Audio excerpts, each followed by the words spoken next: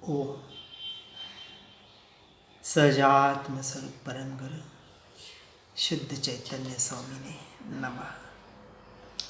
स्यदवाद नये षट द्रव्य गुण पर्याय और प्रमाण का, जड़ कर्म चेतन बंध का, अरु कर्म के अवसान का, कह कर यह रूप यथार्थ जग का, जो किया उपकार है उसके लिए, जिन वाणी माँ को वंदना शतवारी है, वंदना शतवारी है, वंदना शतवारी है।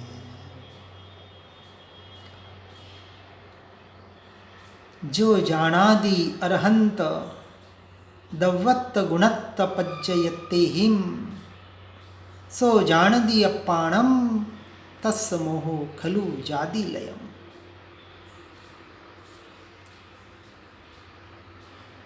भावलिंगी संतों की परंपरा में, कुंद कुंद आचार्यों की परंपरा में अमृत चंद्राचार्य आदि अनेक आचार्य होके गए। उसमें तारण स्वामी इस प्रकार का तत्व और परम तत्व जो निज आत्मा परमात्मा स्वरूप है, तो यहाँ कहा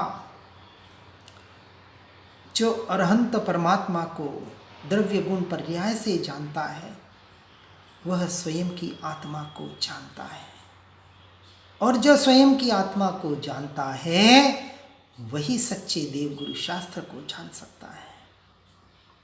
इसलिए जो चैतन्यमयी सदैव शुद्ध परम पारिणामिक भाव का धारी स्वानुभूति में दिखता है, यही समय का स्वभाव, यही शुद्ध समय सार है।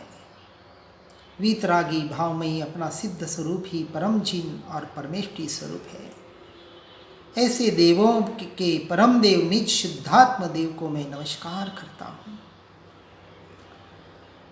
यह आत्मा की निर्विकारी शुद्ध दशा ही परमात्मा दशा है, और यह परमात्मा किसी अन्य देवगुरु शास्त्र के द्वारा बाहर से नहीं मिलता, परंतु निज शुद्ध ज्ञायक आत्मा ध्रुव स्वभाव के आश्रय से ही प्रकट होता है। आत्मा ज्ञान और आनंद आदि निर्मल गुणों का शाश्वत भंडार है। सत्समागम से श्रवण मनन द्वारा उसकी यथार्थ पहचान करके पर आत्मा में से जो अतीन्द्रिय आनंद युक्त पूर्ण शुद्ध दशा को प्रकट करता है, स्वयं की पहचान करने पर वह परमात्मा स्वरूप हो जाता है। अनादि अनंत एक रूप चैतन्य मूर्ति भगवान आत्मा वह अंशी है, क्योंकि अभी उपयोग पर्याय में है, और उसके आश्रय से, द्रव्य के आश्रय से जो निर्मलता प्रकट होती है वह अंश है।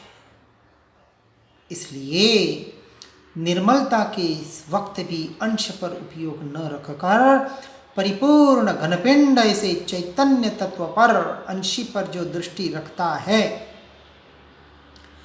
ऐसे साधक जीव को अंशी का आश्रय होता है।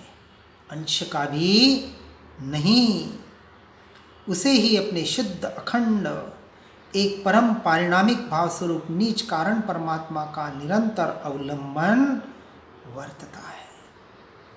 इसलिए निज शुद्ध ध्रुव तत्व शुद्धात्मा के आश्रय से धर्म कहो, शांति कहो, मुक्ति कहो, आत्मा परमात्मा कहो, सब कुछ पर्याय में प्रकट हो जाता है।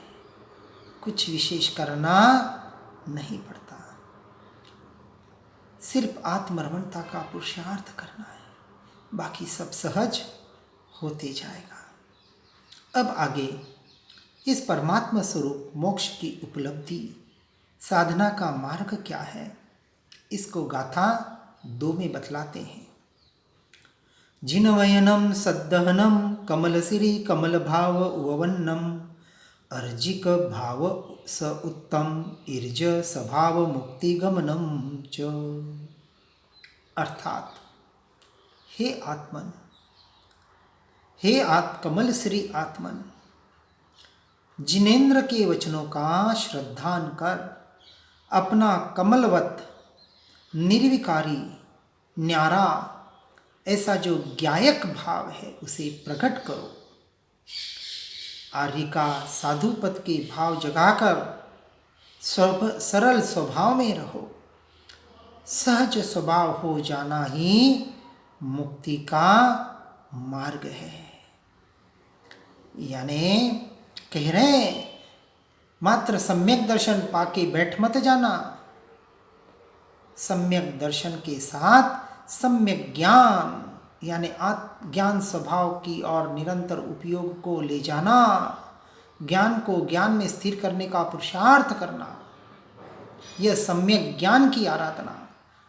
और सम्यक दर्शन सम्यक ज्ञान सहित आत्मरमणता, यह सम्यक चारित्र की आराधना, यही मुक्ति का मार्ग है। इसलिए जीव अपनी लगन से ज्ञायक परिणति को प्राप्त करता है। मैं ज्ञायक हूँ, मैं विभाव भावों से भिन्न हूँ, किसी भी पर्याय में अटकने वाला नहीं हूँ, मैं अगाध गुणों से भरा हूँ, मैं ध्रुव हूँ, शुद्ध हूँ, परम पारिणामिक भाव हूँ।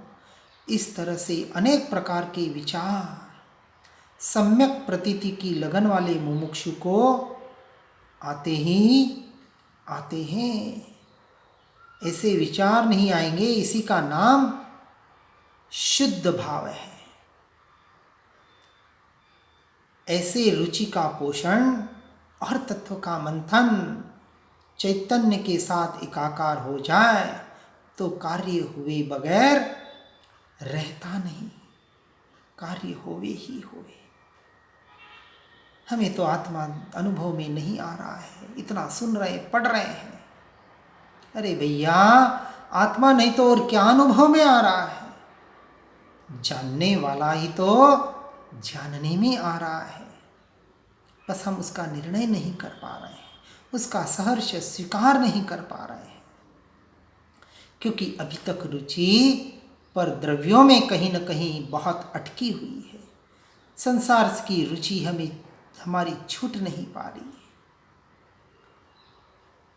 अभी बेटों बेटियों की तो शादियां हो गई, अब पोतों का कुछ करना है। अरे क्या करना है? एक तरफ तो कहते हैं हम किसी का कुछ कर नहीं सकते, और किए जा रहे हैं, करने में अटक रहे हैं। तो समझना है बातों को। अब आपका कर्तव्य समाप्त। एकमात्र कर्तव्य जब तक नहीं होगा, ऐसे अनादि के अभ्यास से विवाह में ही परिणमन होता है। उस विवाह में होते परिणमन को वहाँ से अटकाकर पलटाकर आत्मा की ओर करना है, और उसके लिए मात्र सुनना पढ़ना काफ़ी नहीं है। ये सुनना पढ़ना भी एक नशा हो जाता है, हमें पता ही नहीं पड़ता है। बाहर के नशे को तो नशा मान लेते हैं, लेकिन सुनते पढ़ते उपयोग आत्मा की ओर कितना जा रहा है, यह तो एक पहलू। लेकिन मुख्य दूसरा पहलू के संसार की असारता का, क्षणभंगुरता का निर्णय कितना हुआ, संसार से छूटने का भाव कितना हो रहा है, यह दूसरी अवस्था जिसे चारित्र की अवस्था कहा गया है। इसलिए उस उपयोग को पलटाकर आत्मा की ओर करना है। जो प्रथम उपयोग को पलटना चाहता है परंतु अंतरंग रुचि को नहीं पलटाना चाहता, उसे मार्ग का ख्याल ही नहीं है। प्रथम रुचि को पलटे तो उपयोग सहज ही पलट जाएगा। अभी रुचि तो संसार में लगी हुई है, अभी किसी का कुछ करना बाकी है। अरे किसी का कुछ नहीं तो इस देह का तो संभालो, देह स्वस्थ होगा तो आत्मा का काम होगा। कहीं न कहीं हम पर लक्ष्य में अटके हुए हैं। इसलिए ध्रुव तत्व में एकाग्रता से ही निर्मल पर्यत प्रकट होती है, विभाव का अभाव होता है। इसलिए आत्मा को पहचान कर, यानी स्वयं के स्वरूप को, स्वभाव को पहचान कर स्वरूप रमणता का पुरुषार्थ करना, यही सम्यक चारित्र का, यही मोक्ष का, यही मुक्ति का सच्चा मार्ग है। और इसके लिए बाह्य विषयादि से निवृत्त होकर, सभी पापों से छूटकर, यानी सबसे पहले मिथ्यात्व रूपी महापाप से छूटकर, फिर ये अज्ञान दशा, यानी जो ज्ञान स्वभाव को बाहर और बाहर अभी भटका रहे हैं, ये ज्ञान की विराधना कर रहे हैं, इसको जानूं, इसको जानूं, इसका करूं, उसका करूं। ये जो ज्ञान स्वभाव जो खंडित हो रहा है, बाहर भटक रहा है, और इसका कारण यह अज्ञान दशा। इसलिए मिथ्यात्व और अज्ञानता को भी बराबर समझकर, बाहर से छूटकर स्वरूप रमणता कर सकते हैं, अन्यथा बहुत मुश्किल है। इसलिए श्रीमद जी ने स्पष्ट कहा है, त्याग वैराग्य न चित्तमा, होवे न उसको ज्ञान। उसको आत्मज्ञान कैसे हो सकता है जिसके बाहर के त्याग वैराग्य की बात की है, भीतर भीतर भीतर मैं नहीं, मेरे में नहीं कहकर छूट मत जाना, नहीं तो निश्चयाभासी हो जाएंगे। इसलिए मात्र संयोग के त्याग करने मात्र से भी कुछ नहीं होगा, दोनों बात को बराबर समझना है। जब बाहर के हीन और अधिक संयोगों का लक्ष्य छूट जाए, कषाय की मंदता और तीव्रता का भी लक्ष्य छूट जाए, और अपनी पर्याय, स्वयं की पर्याय चैतन्य वस्तु को लक्ष्य करके तदरूप परिणमित हो, तब समझना सच्चा त्याग और वैराग्य हुआ। और ऐसे भीतर के त्याग वैराग्य के लिए व्यवहार से बाहर के त्याग और वैराग्य का उपदेश दिया जाता है। नहीं तो कैसे हम इन विकल्पों से छूट पाएंगे, बहुत मुश्किल है। फिर हम उदाहरण देते, देखो संसार में रह के उन्होंने अपना काम किया। अरे एक बार 6 महीने रह के सम्यक दर्शन को तो प्राप्त कर,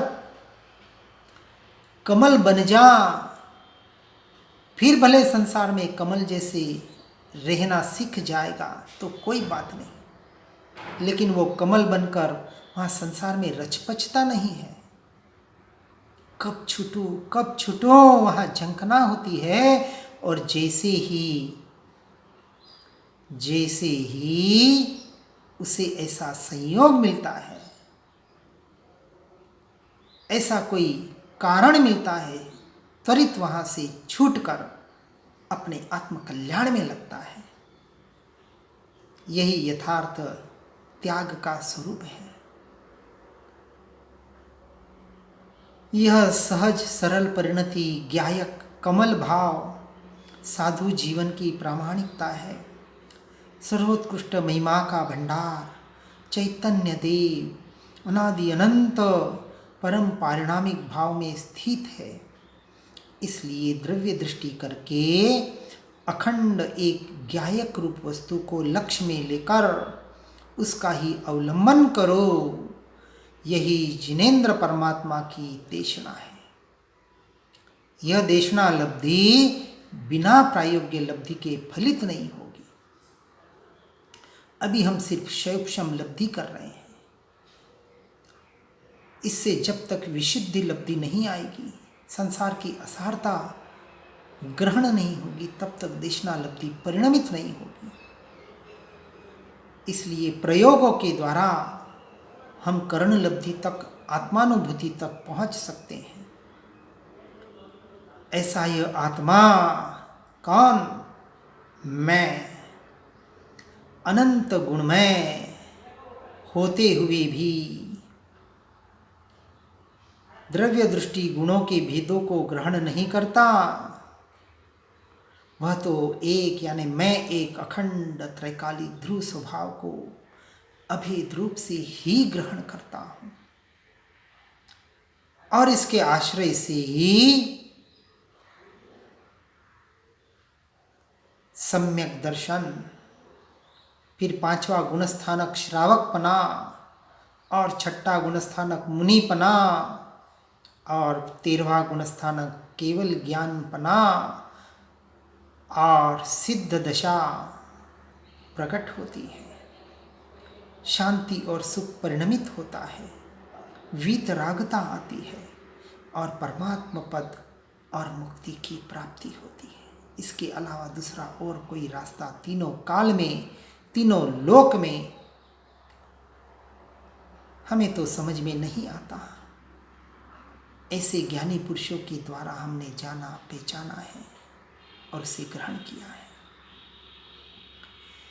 जीव ने अनंत काल में अनंत बार सब कुछ कर लिया, किंतु स्वयं का कार्य नहीं किया।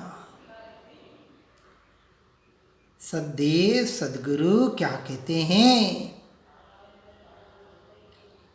वह बराबर जिज्ञासा से सुनकर, समझकर, विचार करके जो आत्म अस्तित्व है उसे ख्याल में लेकर निज स्वरूप में लीनता की जाए तो आत्मा पहचानने में आए, स्वयं के स्वरूप की प्राप्ति होवे ही होवे। ऐसे पर से भिन्न, न्यारे, स्वतंत्र ज्ञायक स्वभाव का निर्णय करके बारंबार भेद ज्ञान, भेद विज्ञान का अभ्यास करते करते मति श्रुत के विकल्प भी टूट जाते हैं। अभ्यास करना पड़ेगा, अजपा जाप तक पहुंचना पड़ेगा और अजपा जाप के लिए निरंतर जाप करना पड़ेगा।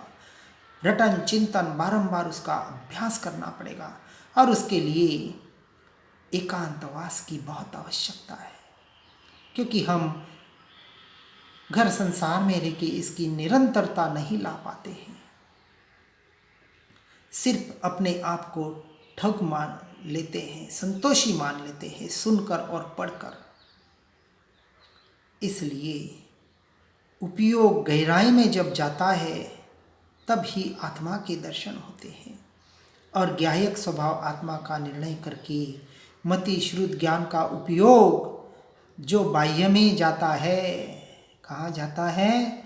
बाहर जा रहा है। उसे अंतर में समेट लेकर बाहर जाते हुए उपयोग को ध्रुव तत्व के आलम्बन द्वारा बारंबार अंतर में स्थिर करते रहना, यही सम्यक चारित्र मोक्ष का मार्ग है। इसलिए ऐसे सम्यक चारित्र को के स्वरूप को हमें यथार्थ रूप से समझना ही पड़ेगा और ऐसे सम्यक चारित्र तक पहुंचने के लिए सम्यक दर्शन को भी समझना पड़ेगा। मात्र सम्यक दर्शन नहीं, सम्यक दर्शन ज्ञान चारित्राणी मोक्ष मार्ग। चारित्र का मतलब स्थिर होना, तद्रूप होना, पर कहाँ, किसमें? व्यवहार चारित्र देह की क्रिया, वह तो जड़ की क्रिया, पुद्गल की क्रिया, मेरी नहीं है। पुण्य पाप तो विकार है। शुद्ध चैतन्य स्वरूप की प्रतीति होने के बाद अंतर में लीनता हो, स्वरूप में रमणता, आत्मस्थिरता, वही सम्यक चारित्र है। और यह स्थिति होने पर 10 धर्म यानी उत्तम, क्षमा, मार्दव, आर्जव, सत्य, शौच, संयम, तप, त्याग, अकिंचन्य, ब्रह्मचर्य स्वयं प्रकट होते हैं, बाहर से करने नहीं पड़ते। और यही साधु पद से सिद्ध पद प्राप्त करने की विधि है। इस विधि को सही तरीके से सुनकर, समझकर अपने जीवन में परिणमित करने का हर जीव प्रयास और पुरुषार्थ करे। इसी भावना के साथ ओम नमः सिद्धम। जिन वाणी के ज्ञान से हो सम्यक श्रद्धा, हो चारित्र महान, पाऊं पद निर्वाण। निज निधि निज में बताई, यह अनंत उपकार है।